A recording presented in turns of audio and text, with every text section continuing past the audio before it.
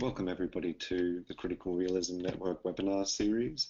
We are joined today by Professor Kevin Schilbrack of Appalachian State University, and he's here to talk to us today about critical realism and the academic study of religion. It's all yours, Kevin. Thanks.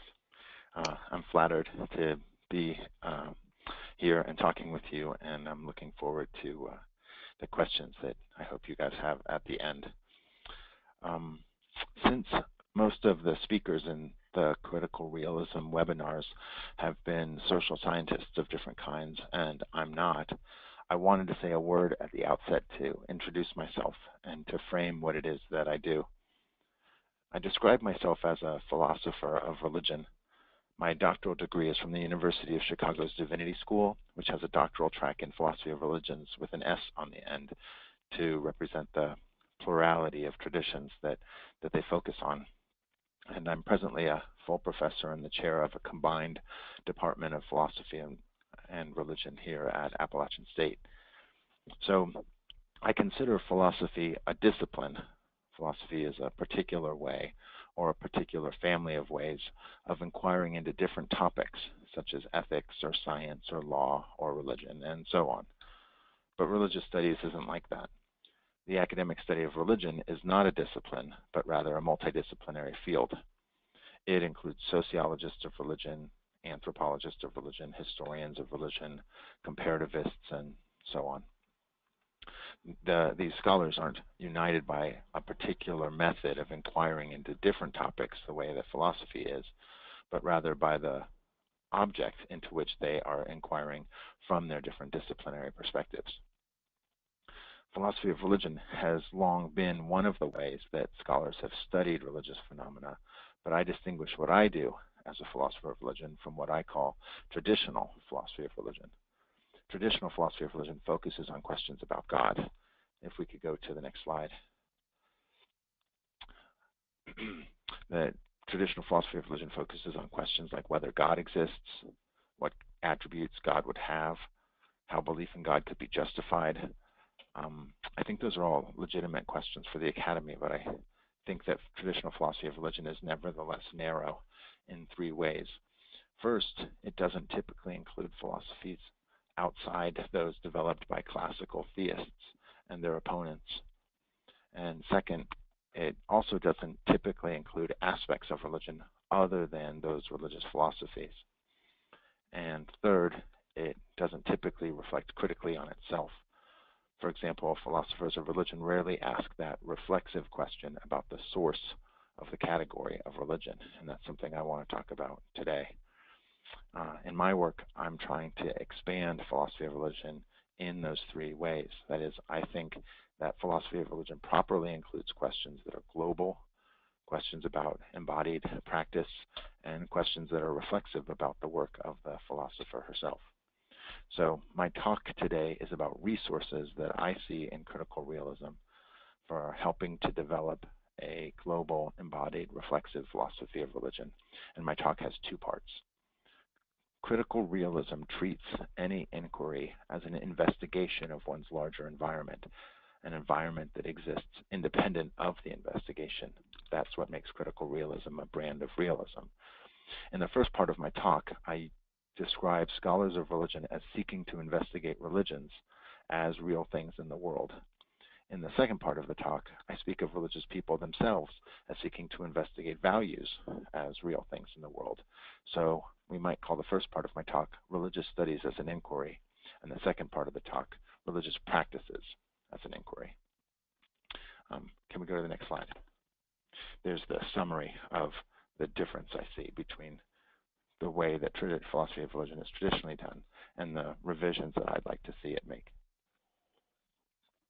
Okay, so part one, religious studies as an inquiry. We can go ahead to the next slide already. So it's common practice today to take the word religion to refer to a genus of which there are multiple types. There are so-called world religions of Judaism, Christianity, Islam, Hinduism, Buddhism. Those are the big five, so to speak. So-called indigenous religions like Shinto or Lakota religion or Santeria. There are so-called new religious movements like Scientology or the Unification Church. This use of the word religion is common both to religious studies scholars and non-academics, quote unquote, in the street. Basically, religion has become a taken for granted part of the furniture of the contemporary world. But in the past 30 years or so, there has been a reflexive turn in the academic study of religion, just as there has been in other parts of the academy, and scholars are coming to critically examine their own conceptual tools. As I mentioned before, this is one of the things that I think philosophers of religion, this is a conversation that I think they should join in. As you can see on the slide, some scholars who have focused on the category of religion were inspired by Derrida and his method of deconstruction. And they argue that in its modern usage, the concept of religion emerged as the opposite of the concept of the secular. But this conceptual separation of religion and secular or church and state wasn't found in pre-modern times, and so we shouldn't be using the word religion to describe pre-modern times. And other scholars, inspired by Foucault and his method of genealogy, argue that religion is a Western word. It's the product of colonialist interests as European Christians who were missionaries or who were explorers or who were colonizing the rest of the world. They sought to categorize the people they met in terms of their own local European words. And so the word religion doesn't fit non-Western cultures and shouldn't be used to describe them. So if you combine those deconstructive and genealogical critiques, you end up with a recognition of the local provenance of the word religion and its inapplicability to non-Western or pre-modern contexts. So in addition to those deconstructive and genealogical critiques, there's another form of non-realists who recommend what I call the heuristic alternative. And these scholars agree with me, they agree with critical realists, they agree with realists in general, that it does make sense to use the concept religion outside the modern West. You can use it to describe non-Western cultures. But they disagree with the realists because they claim that the word doesn't correspond to anything that really exists in history. It's simply a useful term for modern Western people. What they're getting at, what the heuristic alternative is trying to say, is that if you imagine you were looking at a circle of people and you spoke of those on the left and those on the right, those categories would make sense given your perspective, but they wouldn't map onto any structure that's there in the group. In fact, if you were to move your way around that circle of people and move, so to speak, from 12 o'clock over to 3 o'clock on a circle, and you made the same division between those on the left and those on the right, it would still make sense, but it still would not correspond to any structure that was there in the people you were describing.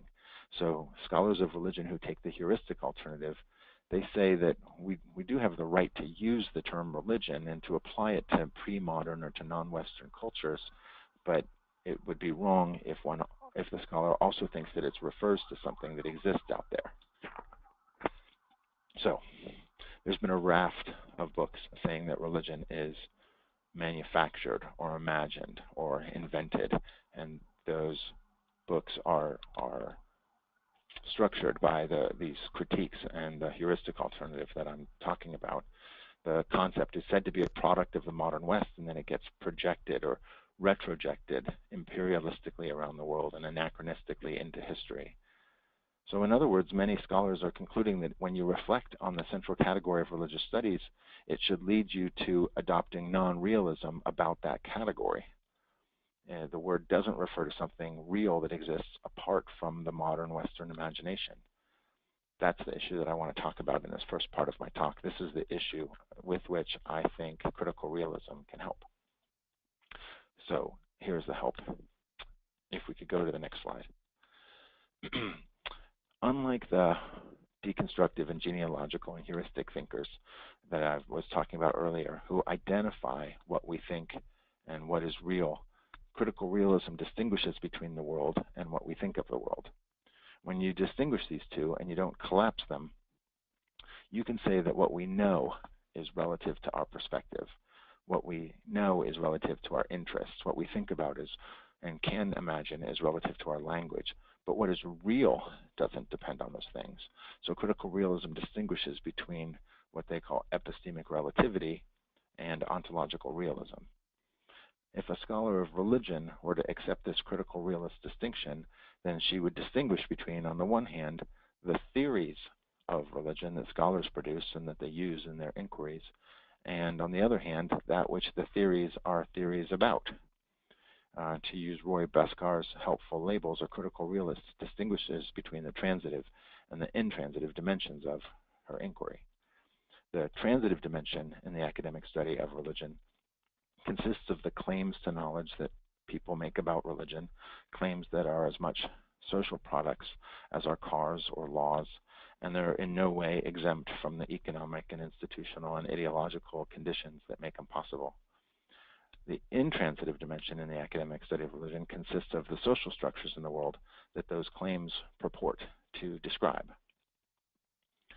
So Bhaskar gives an argument why these two cannot be identified, why the epistemic and the ontological cannot be collapsed. This is, to say, an argument why one has to be a realist and not a non-realist. If the intransitive objective study were simply the product of one's transitive discourse about it, that is, if our words create our worlds, if our concepts create their reference, then the social structures about which one theorizes would simply be the product of the theories. If that were true, then one couldn't say that any theory of religion was more or less accurate than any other. There wouldn't be any way to judge accuracy, and accuracy would have to drop out as a criterion of one's scholarship. In fact, if the intransitive were simply a product of the transitive, if religion without quotes on it was simply a product of the concept of religion, religion with quotes on it, then one couldn't really speak of an inquiry or investigation or knowledge of religion at all. Basically, Bhaskar's point is that the object has to exist apart from one's inquiry if one is going to have an inquiry at all. So I agree with that realist argument. If we distinguish in this way between the transitive and the intransitive dimensions of an inquiry, we clarify how the study of religion can investigate social structures that are out there in the world without denying that scholarly acts of definition and classification are operations of power. If we could go to the next slide. The transitive dimension of any inquiry will be a product of a specific time and place with no immunity from cultural bias. Certainly, the classification of what is a religion has always reflected social interests. There's a historian who teaches at the University of Cape Town in South Africa named David Chittister, and he speaks of the emergence of the science of religion in the 18th and 19th centuries as an imperial project pursued by quote-unquote imperial theorists. And I don't think he exaggerates the extent to which most of those who developed the term religion understood themselves as serving Protestant, theological, Western colonialist, or white supremacist interests. Theories of religion are a product of the modern Western imagination. Nevertheless, to distinguish between the theories and their reference lets us recognize that academic theorizing is socially located without implying that the theories are empty signifiers. To collapse this distinction between one's discourse and the reference of that discourse is, I'm now quoting Talal Asad, who's actually a critic of the concept of religion, but he doesn't think that we should abolish it or get rid of it. To collapse the distinction between one's discourse about religion and the reference of that discourse, the religions in the world, is to dissolve real things in the world into mere linguistic forms. So that's my response to both the deconstructive and the genealogical critiques, the non-realist critiques of the concept of religion. I think with Benedict Anderson, realists can say that religions, like nations, are imagined communities. Or with Charles Taylor, realists can say that religions are part of the repertory of collective actions that made possible by the social imaginary operating in some or other particular culture. The statement that religion is a product of the imagination for the realist doesn't state that religion is not real or it's illusory. It just points to the kind of thing that religion is. But my response to the heuristic alternative is different. The attraction of the heuristic alternative stems, I think, from resistance to the idea that in addition to trees and horses and other medium-sized dry goods that make up the visible world, there also exists some strange alleged things composed of slices of cultures at various times and places in history. It might seem easier to say instead that such things exist only in the mind of scholars. That's the appeal of the heuristic alternative. But when a realist claims that the word religion refers to a certain kind of social structure, the claim is not that the word religion refers to a visible object in the world, but rather to a causal mechanism in the world. And these mechanisms are allegedly common to multiple societies, and they can be identified and named by those interested in explaining how societies work. So the labels for these mechanisms and the theories about how they work, those are the products of scholars' mind, but the mechanisms themselves are not. So as you can see on the slide, I distinguish between the transitive dimension, claims to knowledge about religion made by scholars, and the intransitive dimension, which are structures in the world that those claims purport to describe, interpret, and explain. So we can go to the next slide. My realist view is that religion names a causal mechanism in the world, namely a certain kind of social structure, the social structure based on belief in supernatural agents. So one can now see that integrating reflexivity into the academic study of religion can follow two different trajectories. For the critics, for those who take the non-realist line, as the academic study of religion becomes reflexive, it will drop the notion that there are religions out there to study, and it will instead have a single reflexive focus. Namely, the academic study of religion would become the study of how the concept of religion has been constructed in the modern West as a discursive category and the interests that that serves. The non-realist scholar would abandon the study of the alleged reality and shift her attention to the construction of the idea that there is such a reality. The sole data for religious studies then becomes modern Western scholars and other realists, and the theories of religion, let me say that again more clearly, the sole data for religious studies becomes modern Western scholars and other realists. And theories of religion are replaced with theories of quote-unquote religion. In contrast, those who take the realist line, or the critical realists that I'm recommending, for them, as the academic study of religion becomes reflexive, it develops a dual focus. That is, it will attend first to the constructed and ideological nature of our concepts as a means of understanding, but second, it will also study the social reality that exists, quote unquote, out there. To use Bhaskar's words, it will focus on the transitive dimension of our inquiries without eliminating the intransitive dimension of our inquiries. And let me shift gears and let's go to the next slide. The next part is called religious practice as an inquiry. So religious people organize their lives around, and they claim to experience these value-laden realities that other people who are not members of their communities typically cannot see. Religious people speak, for example, of the reality of grace, or the reality of sin, or the reality of karma, or the presence of God. Religious rituals and spiritual disciplines and moral rules then are built around those claims about those realities. The study of religions includes an interpretation of what kind of activity religious people are doing. If a scholar adopts an empiricist epistemology, the way that David Hume did, then one's epistemology leaves no way of making sense of those claims that the world includes experiences of value. Claims that some object or action is sacred or righteous or holy, those are all claims about a person's experience, but they're not empirical claims, and so that's the defeater. Someone says, can you show that that object is valuable or that that action is righteous?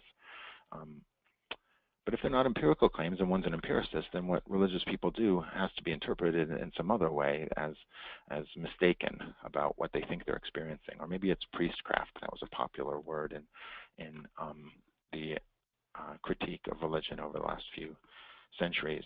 Or maybe the religious people were just deluded. That was Freud's word in Future of an Illusion. So after empiricism, scholars of religion develop what's been called a hermeneutic of suspicion, and Freud says, well, what we're really looking at here is an infantile neurosis, and Marx says what we're really looking at is an opiate of the masses. But the possibility that there are values in the world is excluded.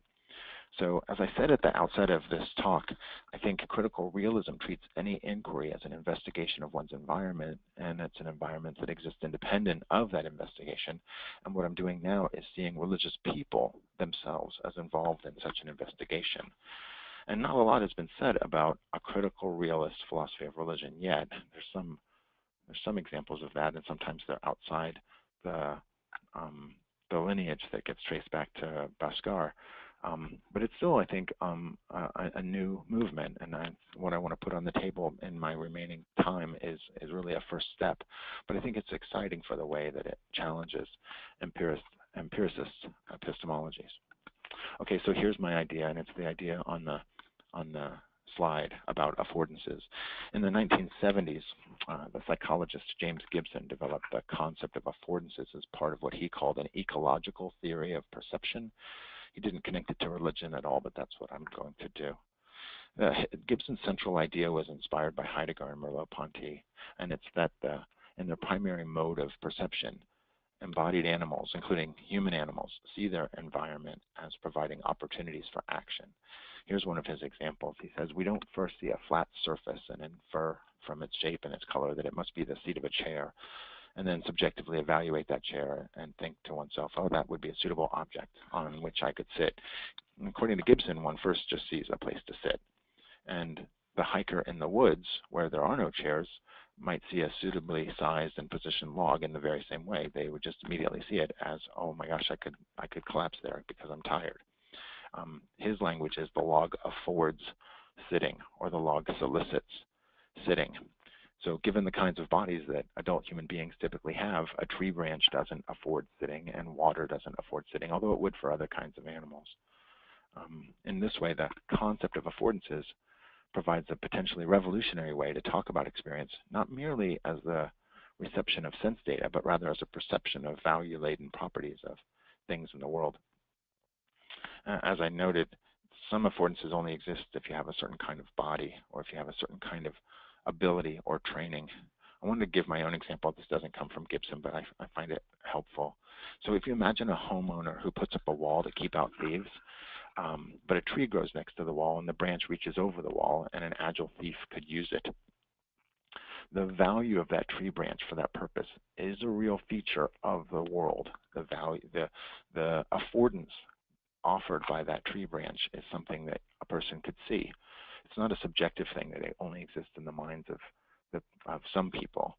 And seeing that that tree branch affords access to that house isn't a matter of having the ability to climb that tree branch, because you can imagine a thief who's not very observant and who looks around and can't find a way into over the wall, and you can imagine the homeowner who perhaps can't climb up the tree but can still see that the tree branch could afford access.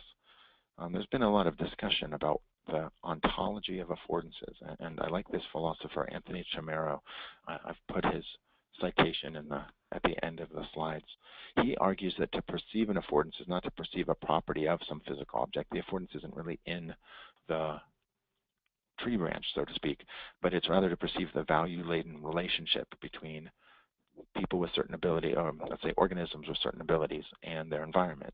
So it's a real property of the world. It's not a subjective thing at all, but nevertheless it has to do with the relationship of certain people's interests and abilities. If we could go to the next slide, I want to connect this idea of Gibson's idea of affordances and Chimero's discussion of their objectivity to the philosophy of Hubert Dreyfus. Hubert Dreyfus is a remarkable scholar at University of California, and he takes the idea of affordances and connects it to intelligence. And like Gibson, Dreyfus shifts from the Cartesian accounts of people to draw on Heidegger and Merleau-Ponty, and he says that the primary mode of human life is engaged activity, not disengaged reason, and he recalibrates the way he sees skills in that way, or intelligence in that way. he takes the consummate form of intelligence not to be reflective deliberation, but rather skillful bodily activity. So when a person is engaged in skillful activity, when they're quote unquote in the flow, one becomes attuned to the world in such a way that the situation itself presents itself to an agent as an affordance, that is, as reasons for action that solicit an immediate response. And the paradigm of intelligence is the ability to cope with the demands of one's situation fluidly and without needing to deliberate.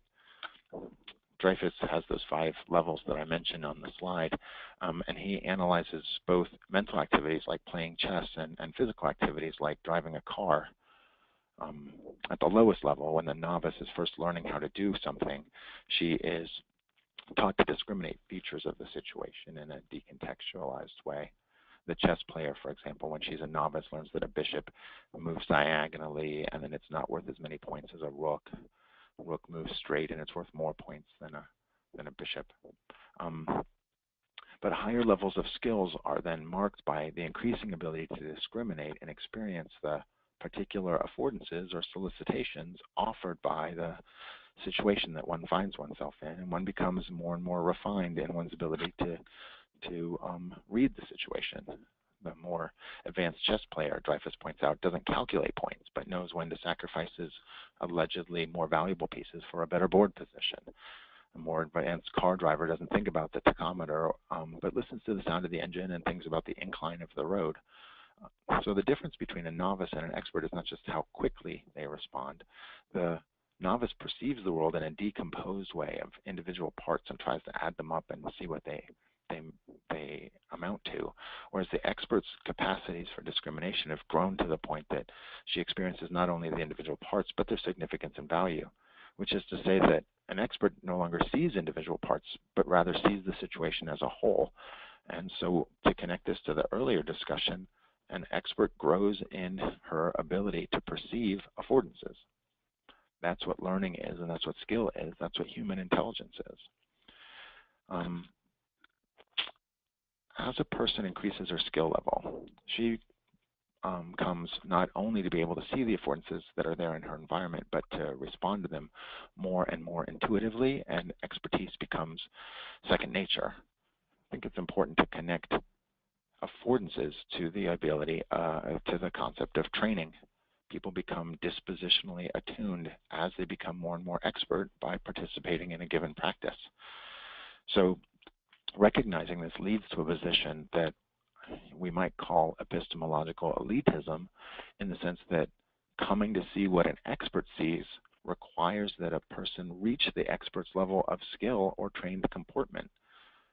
Those who haven't reached the expert level might not be able to see the affordances to which the expert responds. I wanted to underline what the expert sees really is an objective feature of the world. If Chimero's right about that, or if Gibson's right about affordances, what the expert perceives is really there. It's a valuable opportunity, but one can't see it unless one has reached that expert level. And certainly one can't evaluate the expert as wrong unless one's reached it. So if that makes sense, let's go to the next slide. I now want to point out something that Gibson only hinted at and Dreyfus only hinted at, which is affordance must also exist in the social world. There must be not just physical objects like a log you can sit on, but intersocial, intersubjective activities and words and gestures that provide opportunities for action. Think of the come hither look that one person gives to another person at a party. Or the gesture offers an invitation, but the recipient might be too awkward to see it or too shy to act. Or think of a legal affordance like a loophole in legislation that permits a corporation to avoid paying taxes. You might have to be a canny lawyer in order to see it. From this idea that our social interactions create social affordances, it follows that the human beings whose communities have developed laws and money and religions and so forth, they can perceive real value not only in affordances in the physical world, but also in their intersubjective interactions. On this account, human beings live in a world that includes both physical and also emergent social affordances, and people in these cultures come to recognize and respond to both kinds of value. Recognizing a social affordance, just like recognizing a physical affordance, is to see something real in the world. It's not a projection of your preferences. Nevertheless, the ability to perceive a given social affordance, unlike the abilities of the proficient chess player and the car drivers, might require that one go through a learning process that's provided by participation in that practice. So, the anthropologist Webb Keane, who also had a webinar that, if you missed it, you can go back and listen to it, and I recommend it. He gives an especially sophisticated account of what he calls ethical affordances in terms of what he calls ethical life. On his account, ethical life is not identified solely with historical objects like moral codes or ethical precepts, but it operates or can operate, or I shouldn't say can, it always operates also at a pre-reflexive level. Ethical life draws on opportunities for moral action offered by psychological and linguistic and social processes that operate below the levels of people's awareness. You might then be challenged by somebody else. Why did you do that? And then a person gives an account of themselves in a way that becomes conscious and reflexive and explicit, but it didn't start that way. And then those objectifications of their reasons can in turn become affordances for contestation and application and elaboration in the future. In this way, an ethical life, I'm still speaking as Webb Keane right now, it has both a natural and a social history. It might be that a given community has developed not only ethical precepts, but also the social practices to teach them.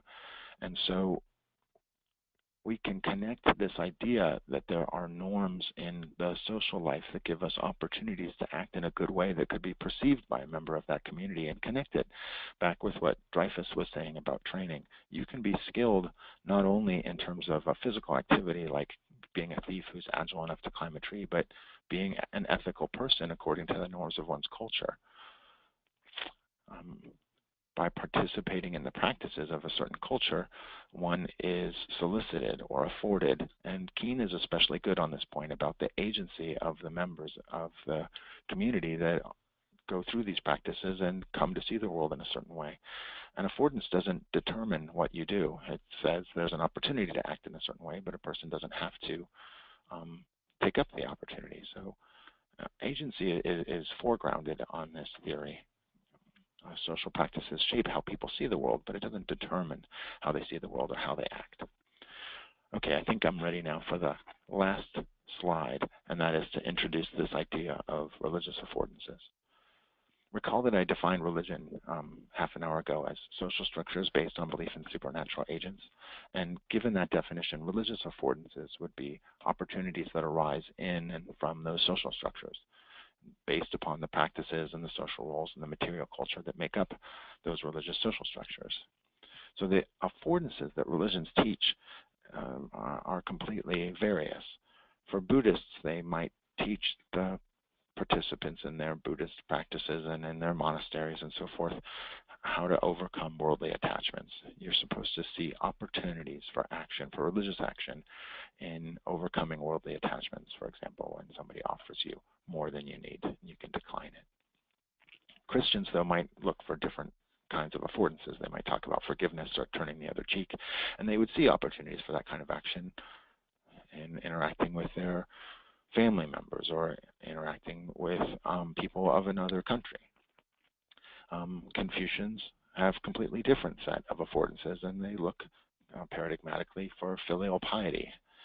You might see an opportunity, Confucius says there's an opportunity to display filial piety when your parents die.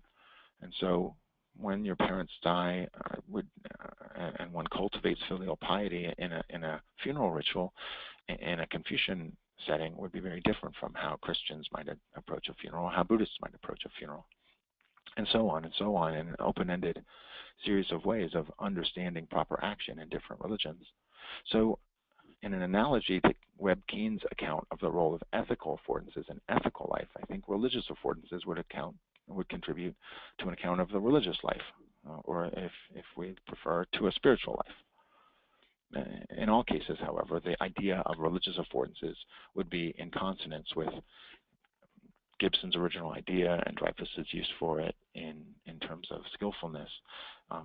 That's to say, this, to summarize the basic idea of this part of the paper, an affordance is firstly an opportunity for action that a person sees in their environment and exists relative to the structure of one's body and one's embodied capacities. But it's nevertheless a real value that you discover and don't invent in the world. Secondly, in some cases, the existence of that value can be perceived by people in general, but in other cases, to be able to see and take advantage of the affordance requires disciplined training. That's that epistemological elitism that I alluded to before. It may be that one can only discern the affordance when one has reached a certain level of expertise in a given practice, when one is considered a virtuoso or a saint or a bodhisattva. So thirdly, some affordances are then taken up into normative projects. A suffering person, for example, might be interpreted as an opportunity to show compassion. It doesn't force the person. You're not determined by your religious practices to treat a suffering person in a certain way, but the opportunity for spiritual growth would still be there as an objective feature of one's environment. So religious affordances would be embodied, practice relative, and normative in just that way. So I'm at my very last point. I began this webinar by noting that philosophers of religion have traditionally focused on the question whether belief in God is justified. Since religious practices are not true or false, it's not surprising that traditional philosophers of religion have left them to the side for historians and anthropologists and others to study. But my hope is that a critical realist approach that sees values as real things in the world can help to undermine this mind-body dualism that I think has distorted the history of the academic study of religion. Thanks, everybody, for your attention, and I look forward to your questions. Thank you, Kevin, for that really interesting presentation. So we have a few questions that are coming in. So the first question I have for you is concerned with your definition of religion. And you define religion as being concerned with the supernatural, a belief in the supernatural or practices associated with the supernatural. Now, this is, of course, a controversial definition, and people have challenged this in various ways by pointing to various religions, such as Buddhism, which don't seem to have an obvious supernatural component. So I'm curious why you adopt this definition. Well, that's a great question, and people who are interested in this question and maybe in my response to it can Google my work, because I've written a lot about defining religion, and I think it's not the kind of issue that we can just leave aside as fruitless or never-ending. You're right that I defined it in terms of belief in the supernatural, or maybe social structures or practices based on the supernatural. So really I want to foreground the intersubjective, social, practical, embodied aspects of what people are doing. But you're right that it would still be distinctive insofar as it assumes some belief in the reality of the supernatural. And the supernatural is a really contested category. It's not even a category I personally like. I think that notion that the world or what exists is divided into a natural realm and a supernatural realm, quote unquote, above it, it does not accurately reflect the way that most religious people think of the world. And so in a longer discussion, I would like to get rid of the word supernatural, but I just used it since my talk today wasn't really about how best to define religion. Some people replace it with superhuman. Some people replace it with non-obvious, so that the practices based on non-obvious realities or superhuman realities would be the ones that are religious. My own preference is for a word that I take from Christian Smith and then I've defined for my own purposes, which is super empirical. I think if you avoid the dualism of saying that there's a natural and a supernatural realm, but you want to credit the Taoist practices, and you want to count the Taoist practices, Buddhist practices, Confucian practices, all these religions that don't necessarily have a supernatural realm, but you need a word to talk about how they're different from engagements with the empirical world. I'm recommending this word super empirical. So the word super empirical is not the same as non-empirical. The word super empirical refers to alleged realities that don't depend for their existence on anything that's empirical. So, let's say my pride in my nation might be non-empirical, and some people would say that nationalism is a new religion in the world as people come to be willing to die for their nation. According to my definition, a nation is still the product of what people do. A constitution is still the product of some founding fathers, and so nationalism would not be a religion. Because the nation is not a super empirical reality, but the Tao or the Stoic logos or the Confucian principle with a capital P or Buddha nature, all of those things would be realities that were never the product of any empirical thing, and so that would make them distinctive. That's a definition of religion. I'd prefer to the shorthand version that I gave in this paper. I suppose this ties into another related question. In what sense do you think of values as being, quote unquote, in the world? Yeah, I before the talk, I mentioned to you that I was reading Akhil Bilgrami, and he's a philosopher who teaches at Columbia University, and that he was writing about precisely that issue. And I think he would say that the paper that I presented today is about real values that you see in the world, these affordances or these opportunities for action, but they're all relative to the person's interests, so that if the people didn't have interests of a certain kind, then those values wouldn't exist. So remember my thief climbing the wall. If he doesn't want to climb if a person walking down the street doesn't want to climb the tree to get access to inside to get over that wall, then there's no value for them. And he would probably grant that there are such values, so that everything I said in this paper was accurate, but those would only be values that exist relative to a person's purposes or interests. But he's interested in, I guess you'd say, an even deeper form of realism that would say that there are values that can be perceived in the world that are not relative to people's interests. In fact, would challenge people's interests and make them come to the conclusion that their interests are misguided or wrong. This is not his example, but it's mine.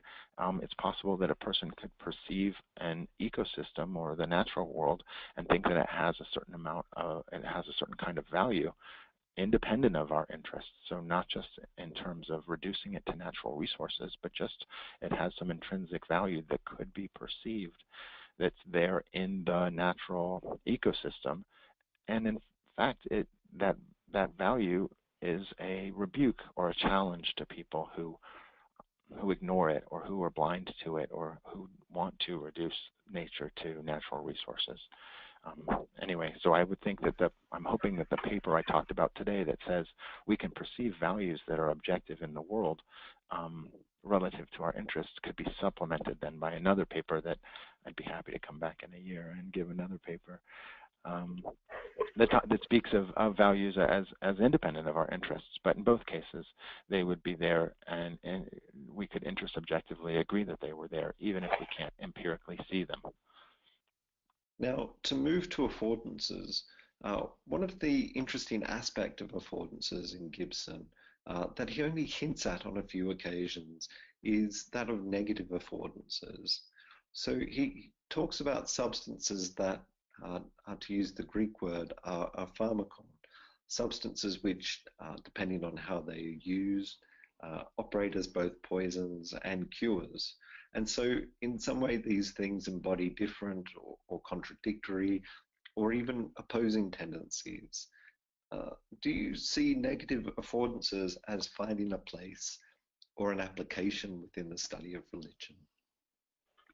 Oh, that seems unavoidable. And certainly if we're looking at spiritual disciplines, either the way Pierre Hadot talks about philosophical schools in antiquity, or spiritual disciplines that one finds in religious communities, that they certainly make that similar warning about the positive and negative features of affordances, so that you can't cultivate a virtue unless you're tempted to violate it.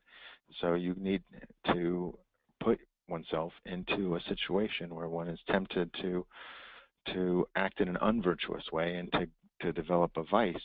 Otherwise, one doesn't have the courage or the strength or the magnanimity or the filial piety to be an expert according to that account of spiritual growth. So certainly that seems right to me, that there's going to be positive and negative affordances in one's relationship to sexual activity or to food or to money or to violence. All of those things would be both poisonous and necessary ingredients for cultivating the kind of spiritual expertise or virtuosity that religious communities typically recommend to people.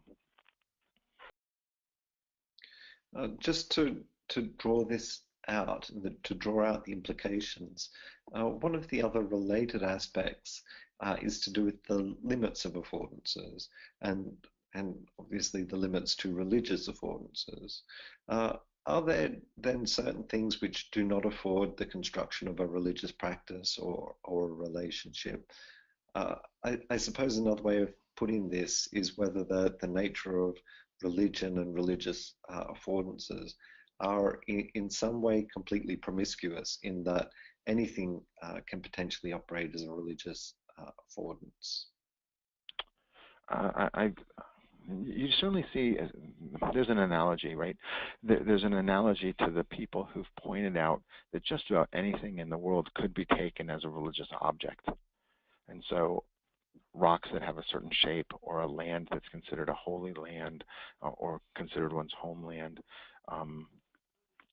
people will see religious significance in the dawn, or in the moon, or in volcanoes, or in storms, or in sunsets and rainbows and so forth.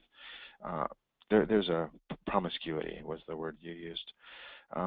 But not one particular community doesn't take all those things as sacred, and one community wouldn't be promiscuous in that way. In fact, they would probably focus on certain objects and certain practices as providing affordances or providing the cultivation of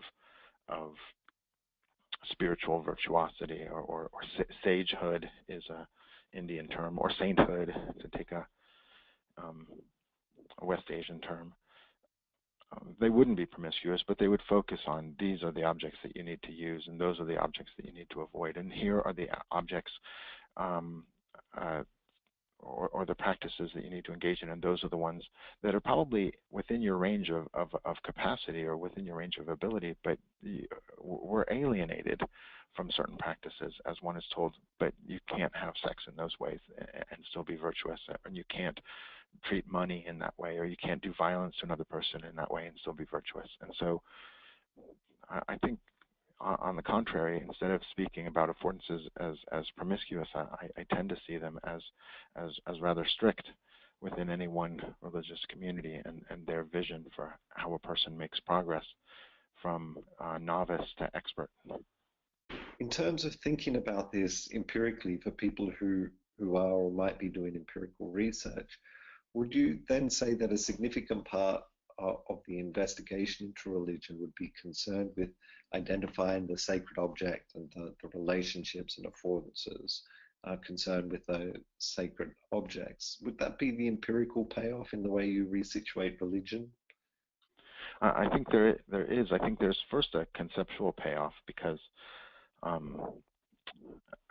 in religious studies, I think there's a sizable contingent, and I hinted at this when I talked about Freud and Marx, but I could also say the same thing about the cognitive science of religion. That's an emerging and growing subfield these days, that do work within an empiricist epistemology, and their assumption is, if we're studying religions, we're going to show why someone would do something that doesn't make sense, why we would do something where the person is mistaken or deluded or manipulative. Like, why would someone say that there is real value in the world that they're responding to?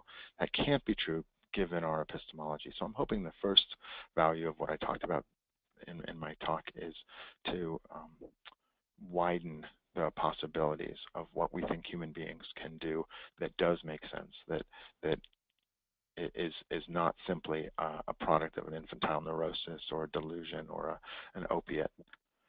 So there's that. But you're asking also about empirical work or empirical social sciences and their study of religion. And I think that seems exactly right, that the study of religion is undergoing a shift from the study of beliefs alone, so that what do Buddhists believe is taken to be a summary of what Buddhism is, whereas according to the approach that I'm talking about here with affordances that have everything to do with embodied capacities and one's engagement with one's material world, including constructed material culture, that this would, I hope, open new doors for the study of costumes, of bodily comportment, of foods, of pilgrimages, all kinds of spiritual practices or religious practices and rituals taken as part of a program of religious cultivation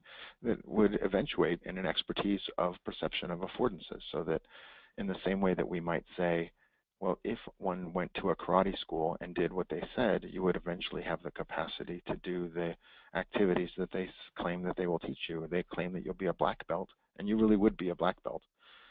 In the same way that if somebody became a sage in Confucianism or a bodhisattva at a Buddhist monastery, that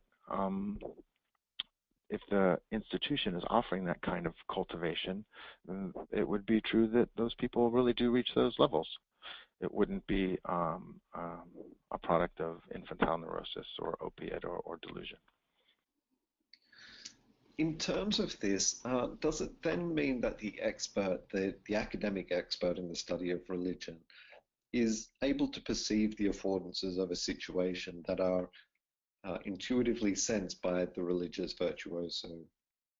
Or do you think that the path to the necessary understanding of religious affordances and religion requires something like, to use the sociological term, participant observation, where one really needs to be immersed and embodied and engaged in that religion and those religious practices in order to perceive the affordances and to understand what is really going on in that situation? Yeah, I think that's definitely a fraught aspect of what I'm talking about, that if it's true that certain situations in the human environment have values that can only be perceived if one's reached a certain level of training, then it's possible that a person who lacks that training just will not be able to perceive them or evaluate them. I still think that the academic study of religion should adopt a methodological naturalism. So let's say, for example, that someone says that if you participate in a certain spiritual discipline, that you'll have the ability to teleport or levitate or read minds or something like that. I think that I'm hoping that the proposal that I'm talking about doesn't undermine the hermeneutics of suspicion that comes from the critical study of religion. I'm not trying to provide a framework in which scholars of religion have to repeat what the religious practitioners claim they are able to see or to do uncritically. Nevertheless, the recommendation I'm making would be that we don't adopt a narrow empiricism like the ones that I think Hume adopted or that Freud adopted, but instead adopt critical realism as the framework that sees the possibility of value in the world that can be experienced, even if not even if it's not a measure of sense data, even if it's not the kind of thing that is obvious in the same way that whether a red apple is on the desk is obvious. Now, to go back a bit, we've spoken a lot about practice, and within sociology, there has been a very strong practice turn and a movement to the analysis of practice, where what is central an essential component of understanding the social world is an analysis of practice. And so culture is understood in terms of practice and in terms of toolkits and in terms of the way in which people practice and use and deploy various aspects of culture. There is also a somewhat famous or infamous paper called Talk is Cheap, which really wants to suggest that we are not so interested in people's beliefs as we are or should be interested in practices, because people can be mistaken about what they are doing or not fully understand what they are doing. And so what we need to do to understand the social world is to focus on people's practices. Now, I'm curious, in terms of your recasting of religion and religious studies, where does this leave questions of belief, such as soteriology or eschatology? How do we understand that side of religion? Yeah, I think I have two answers. I think in the first place, the category of belief, this is a chapter in my book for people who want to go further, but the category of belief is awfully beleaguered. It's under heavy critique now, and some people think that religious studies ought to drop it completely. And we won't know ever whether, well, what one person believes and whether they believe what the doctrines of their religion, let's say the books that you can just read a creed, you don't know if they actually believe it. And so we ought to drop belief out. And I think that's not quite right, because if belief just means what someone takes to be true, then when you watch their actions, you will be seeing what they believe. If somebody goes to temple on a Friday night, they believe that it's Friday, and they believe that the temple is located here. Our practices are not separate from the things that we take to be true. So belief will have to remain as a component of agency, is my view, and so therefore also a component of religious agency. But you were asking, where does that leave, I think, explicit dogmas and doctrines and statements of soteriology and eschatology and ecclesiology and those kinds of official documents. I think those are absolutely religious phenomena. They're typically the religious phenomena created by literate elites, people with enough time and education to argue about those kinds of things.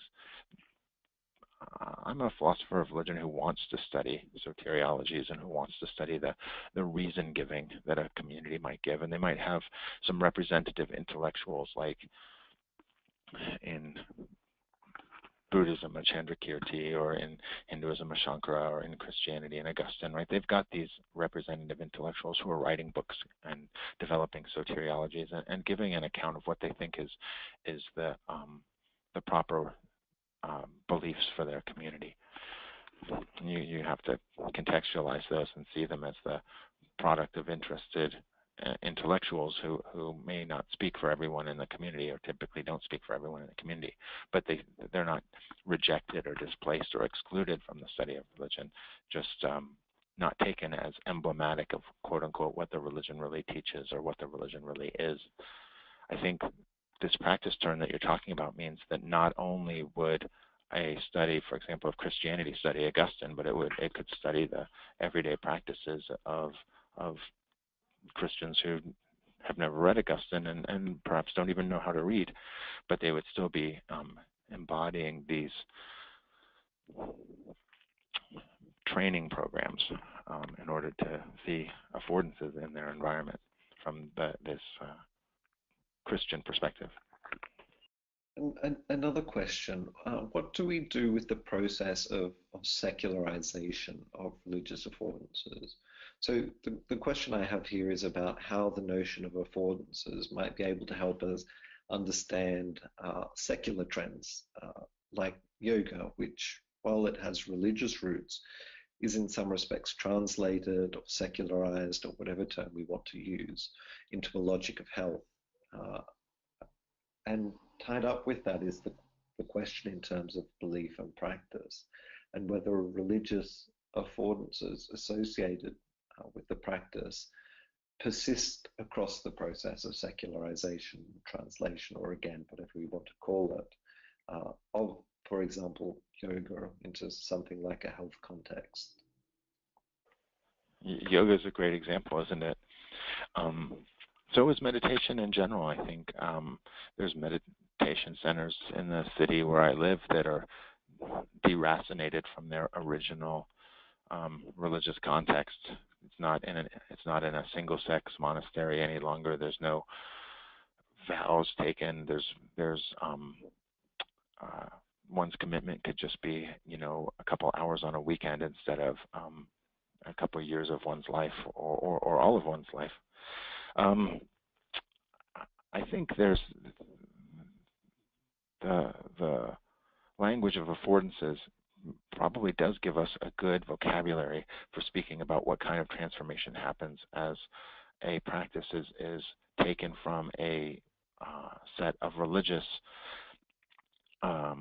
rituals and disciplines designed to cultivate a certain kind of attunement to the world, and it's moved into a secular context that drops those affordances, so that the person who does yoga may be offered flexibility and core strength and even sexual attractiveness in some Western context. What was it called? Is it called hot yoga? I remember I went to one of those hot yoga classes, and everyone just poured sweat, and they all thought, this is great, we're losing weight and we're getting in shape. But there was no mention of Hinduism or of yoking, as the root word of yoga, yoking oneself to something greater or outside oneself. So then the affordance would be quite different, right? It would be offering an opportunity in a secular key for increased sexual attractiveness and physical health, but dropping the idea that you can discern some value in an invisible world or in a non-empirical world or in a super-empirical world. Now, you mentioned meditation, which is an interesting case. So let's take, for example, meditation decoupled from Hindu or Buddhist or Christian beliefs, whatever the underlying aspects of meditation was originally. Would you see that as still being some form of religious affordance, even though it has what we might call an ambiguous relationship to the super-empirical? How might one situate the transcendental aspect of meditation, say transcending the ego or leaving the body, or whatever term people like to use, and that curious interplay which seems to take place with a form of transcendence that is not coupled with the super-empirical? I guess so. For me, the language of super-empirical is a marker, so that if someone is doing the practice based on some belief in the super-empirical, whether it's propitiating it or just getting closer to it or putting one's life in accord with it or something like that, then I'm counting it as a religious practice. And if they lose the super-empirical, then I'm moving it, as we're describing, over to a secular category. And I definitely do want to keep this barrier. I want to say that if I define something as religious, I guess I'm responding to that deconstructive critique that I mentioned in my paper, that there has to be an alternative to it. And some of my critics, they say, but there's nothing that doesn't have the transcendent, and then therefore there's nothing that's not religious. Everything is religious, and they evacuate the contrasting category.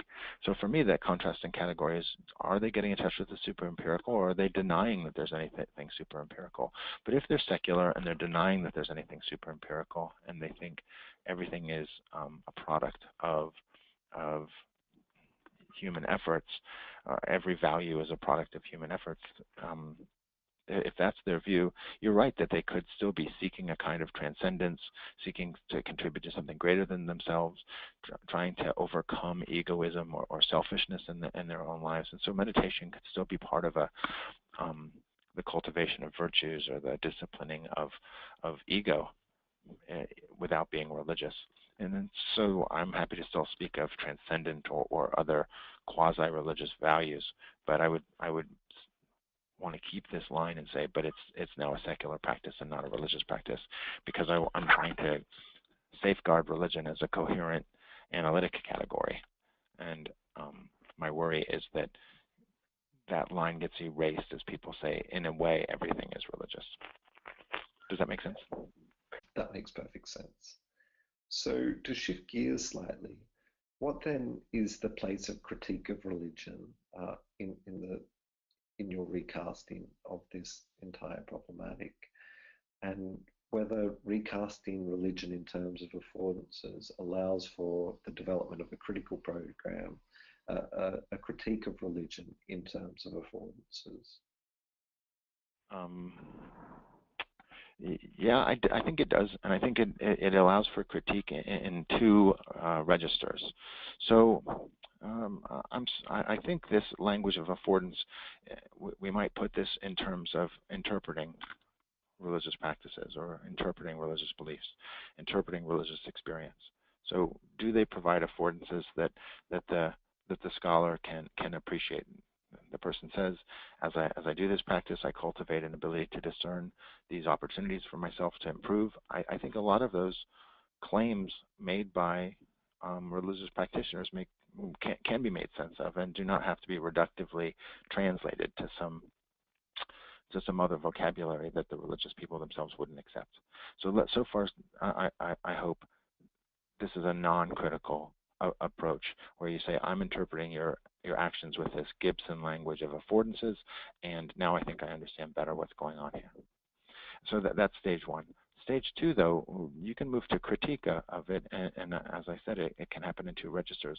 In one case, you might say, but I think that this language of affordances or the practices of cultivating these abilities, it serves a certain function for this group, and they won't claim that it serves this function, but I can see as an outsider that it does, and so I'm critical of what the motivations are, what the causes are for the development of these practices and of these institutions offering these practices and of the authorities who run these institutions offering these practices.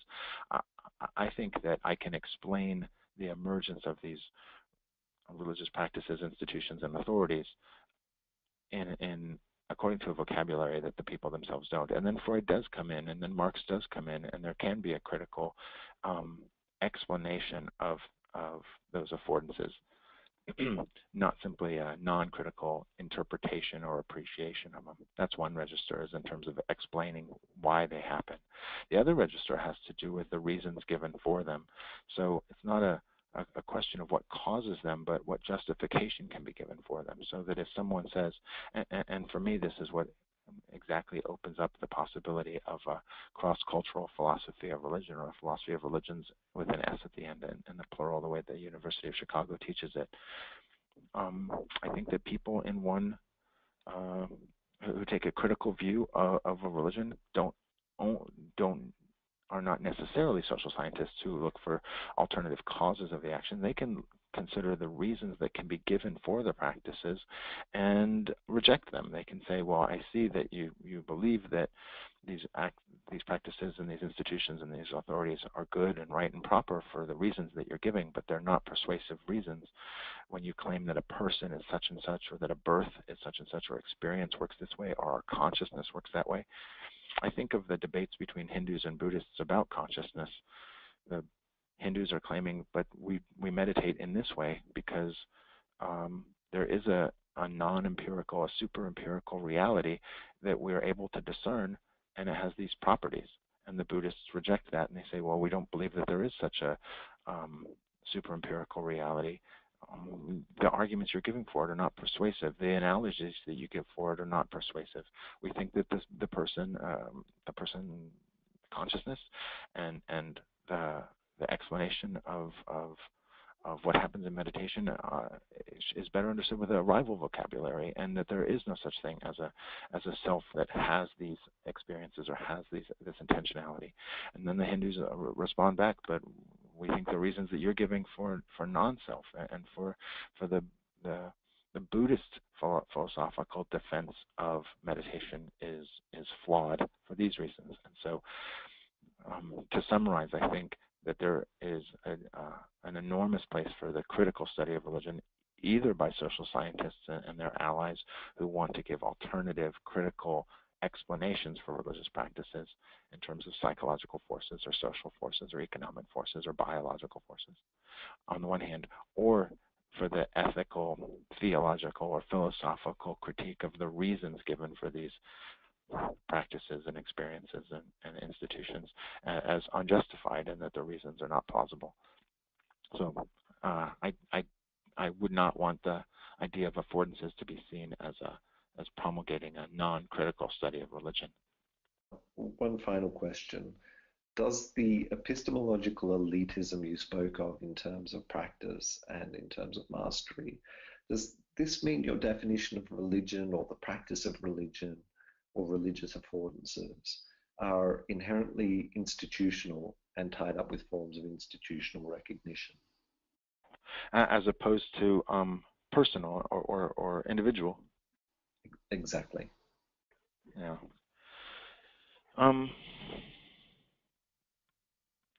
Well, I guess not. I think almost everything that we're going to consider a religion is going to be institutional, and it's going to have a community that goes along with it. But